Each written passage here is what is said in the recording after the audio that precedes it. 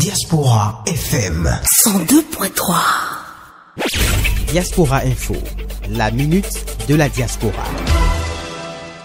Diaspora FM Bénin, bonjour. Je suis Simon Ressou, je suis journaliste, rédacteur en chef de la radio ATFM à Ouagadougou au Burkina.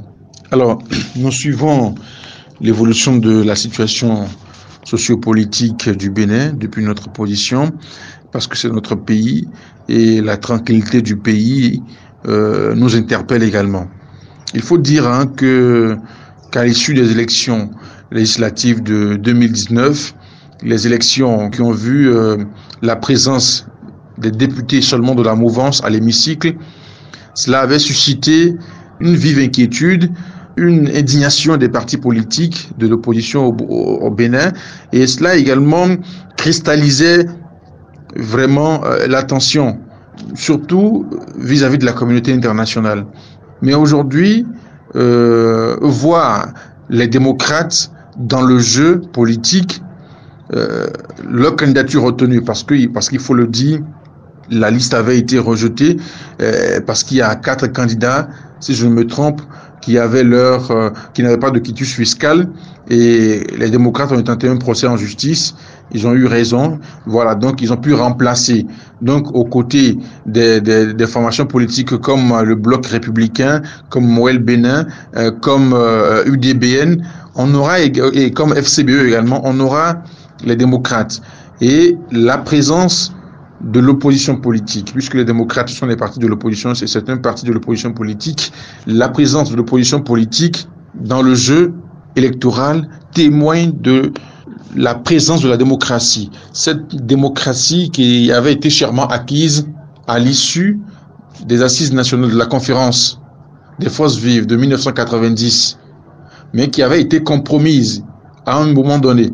Aujourd'hui, on a senti d'une manière ou d'une autre que cette démocratie, cette liberté-là revient de peu à peu. On ne va pas, avec la présence des démocrates, on ne va pas assister à l'issue des élections seulement qu'aux députés acquis à la cause du président Talon. On aura également l'opposition politique. Et puisque l'Assemblée, c'est le haut lieu de la politique, c'est le haut lieu des débats politiques, au moins on aura la divergence. Et c'est ça aussi qui donne la vie à la cité. C'est ça qui donne la vie à un pays. Il ne faut pas que les débats seulement soient monologues. Il faut une divergence des idées. Il faut une contradiction dans les débats pour que le décideur, le dirigeant, l'autorité puisse savoir ce qu'il faut faire.